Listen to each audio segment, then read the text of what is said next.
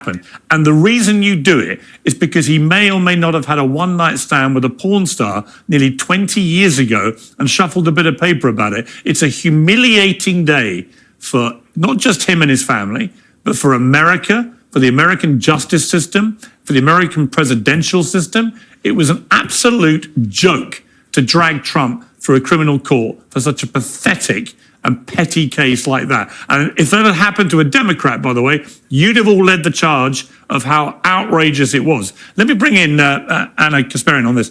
I mean, he is right about that. This guy, poor thing, he's trying to get a couple words in edgewise, but the day is gone. Nobody wants to hear from the Democrat. What's up, y'all? Welcome back to the channel. This is Inauguration Day, and Trump has been sworn in. We do have a new president, Donald Trump, who was already president before. And look, no matter how much I have, I always say misgivings with, the cabinet and a lot of stuff, but, look, we don't need to get into it right now, but we will get into it these 4 years. I love Trump. I do. I just cannot stand the system around him. But that said, I understand the feeling, the good feeling about it, and we'll feel that, right? Ana Kasparian is a full-on conservative. I mean, I don't understand why she tries to say anything. This is not a woman of the left. No, not because she has a suit on, but because I just know she is. And I just can't wait for the day that she's just simply on the Daily Wire. But let's just go ahead and, see the panel kind of have a discussion about Trump cases, which pretty much don't matter anymore. I mean, Anna, the sense I got watching Trump today is the sense I've got from speaking to him quite a lot in the last few months. I've had 5 or 6 conversations with him since he got shot. And I've definitely detected a man who is unbelievably grateful to be alive, that he genuinely understands that he came within half an inch of death, and very nearly it happened again a few weeks later in the golf course, which was another appalling failure by the Secret Service. So he feels that very strongly, and I think that would affect any human being, anyone. But secondly, he feels the hand of history. He hasn't got a campaign anymore. All he's got left now is to deliver on his big promises, and if he does that, to leave a legacy as potentially one of the great American presidents. I mean, I hope your interpretation is correct. I mean, obviously, being the target of an assassination not once but twice is a traumatic situation to experience, and maybe it changed him to some extent. But I do want to just quickly go back to the points made in regard to the investigations. I really hope that Trump doesn't waste his time in his last term focusing on retaliation against his political opponents. So we're going to have to wait and see about that. He's not going to be able to anyway, right? I mean, like, if Anna was any kind of honest just now on this panel, she would say that Biden went ahead and pardoned everybody. Like, he gave full pardons to everybody who had anything to do with any kind of, like, especially January 6th investigations, right? We have a problem in this country.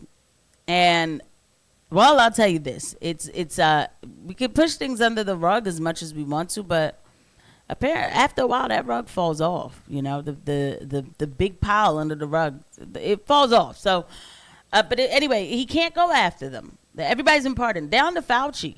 That one I'm mad at. I think I'm more mad at that one. But anyway, let's go ahead and keep listening to Anna. I largely agree in regard to Alvin Bragg's prosecution of Donald Trump as it pertains to, his extramarital affairs with adult actresses. I like that you're giving him the benefit of the doubt, but don't be a cheeky little devil, you. Okay, you know that he had an affair. That's why the hush money payments were paid. But I think that investigation and prosecution. Who cares if he had an affair?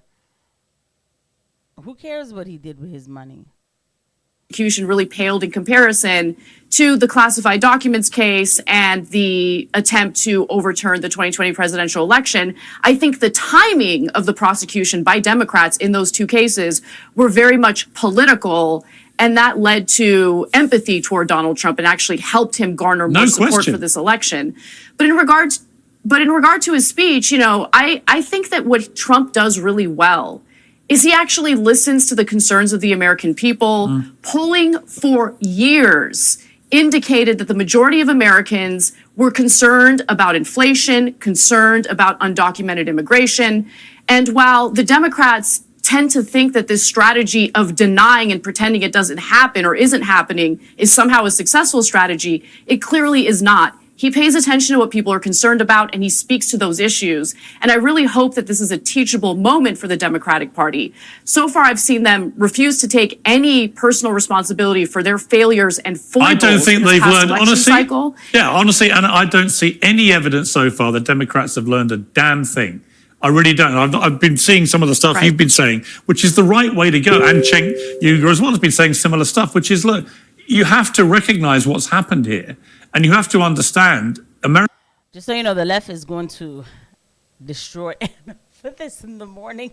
Like, God forgive me. Look, I don't think that it has to always be this left, right, left, right, left, right, right? But they're going to destroy her for this. You know, the thing is, I'll say this. When it came to all the DEI stuff, nobody's really honest about where a lot of that stuff comes from, but whatever. You know, when it comes to this stuff, it's like, if it's the left, it's the left. That's who they are. So they're not going to all of a sudden say, forget what we stand for. I know that that is frustrating and crazy for you to hear coming out of my mouth. And I don't stand for those type of social, you know, policies in any fashion. But I understand what it means to be the left. You understand me? Like, if they don't have that, then who are they? So what they're expecting out of the left makes no sense to me. American people just did not buy into anything that were being sold by the Democrats. In fact, they just moved in big numbers from all demographic groups to Donald Trump. You have to start from that.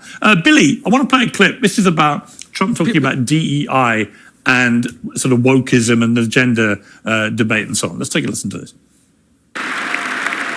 This week, I will also end the government policy of trying to socially engineer race and gender into every aspect of public and private life.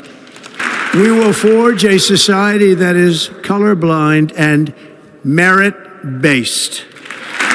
As of today, it will henceforth be the official policy of the United States government that there are only two genders, male and female.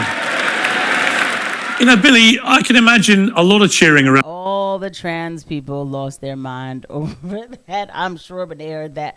You know, it's like, I mean, again, and it's so ridiculous that we have to keep on taking a stance over things that are weird. So what happens? The next time a Democrat comes up, oh, they're more than, like, you know, like, we're going to do inclusivity. Like, the country cannot keep swinging like this, like a vine. You know what I mean? Like, this radical swinging.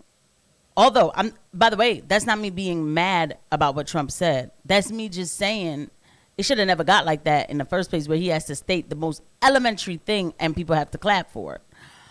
Reality is so necessary these days. They just are. But we'll see what this guy Billy has to say. Around America when they heard that. Just a bit of clarity on such an absurd debate. Well, we got to a stage where you had the President of the United States and his Vice President, Biden and Harris, both endorsing the obviously grotesquely unfair scenario of biological males who identify as trans women competing in women's sport and then beginning to dominate women's sport in a way they never did when they competed against men.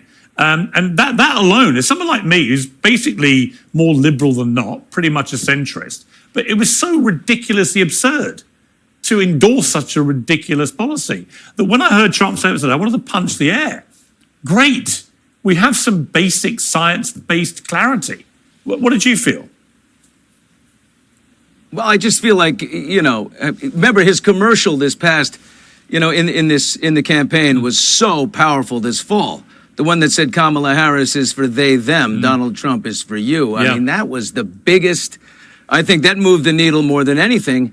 And we're coming out of an era where people are afraid to say anything. Trump is not afraid to say that. Most people are thinking it.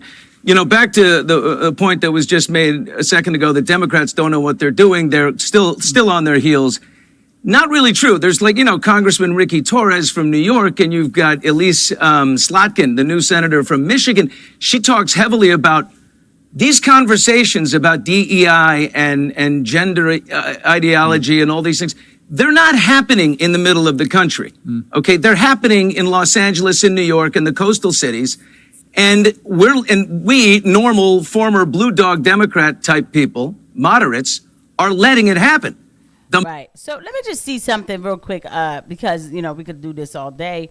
I want to see if Anna even brings a little bit, because I'm looking here and see if she says anything to that whole social justice thing. Years, because if he does intend to go after vulnerable communities and literally do these mass deportations of people, including people who might have been here for decades and never committed any other crimes other than being here in the country illegally, I think that will further empower people who want to focus on these identity issues, on these social issues. So essentially, I just think all the signals coming out of the Trump world are that is not really where the targeting is going to be. I mean, I didn't realize until recently there's 1 million people. There are 1 million illegal immigrants who have already been processed for deportation, who just haven't been deported. And I suspect almost all Americans I know would be like, well, why are they still here? Right. So everybody's having the de-radicalized conversation about mass deportation. So first of all, Anna did not provide any type of assistance for the social justice part of the conversation. The left will tear her up for that. So anyway, but coming back to it, I want mass deportations. I want 10 million people back out of the country. I do. Now, I know what comes with that, but it could be done. There's a way it could be done. It's not going to be done, and that's the point. These are the type of I can't stand campaigning, man. The promises are like, we're gonna have mass deportations, and people think like round them up and ship them out. And Pierce is already telling you like, no, everybody, don't worry. She's like, it's gonna look really bad. It's not gonna be, she's already giving defense for people who should not be here, because you came here illegally.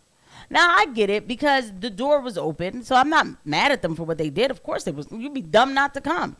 But the fact is, if you're here legally, you would have to go back. That's just the policy, right? The problem is, we're not having any kind of discussion. We got a bunch of legal ones getting ready to come here, too. And everybody's just watering it down like, well, no, it won't be that bad for them. We're not going to get them all. They're not supposed to be here. Even the legal one. We don't need any more immigration, period. We need to figure out what's been going on in this country, who's supposed to be here, who's not supposed to be here, and train American people to do American jobs. But apparently that's just too much to ask. But anyway, we'll see, right? No doom and gloom. We don't know. It might just all work out. I'll see you guys at the next one. Bye.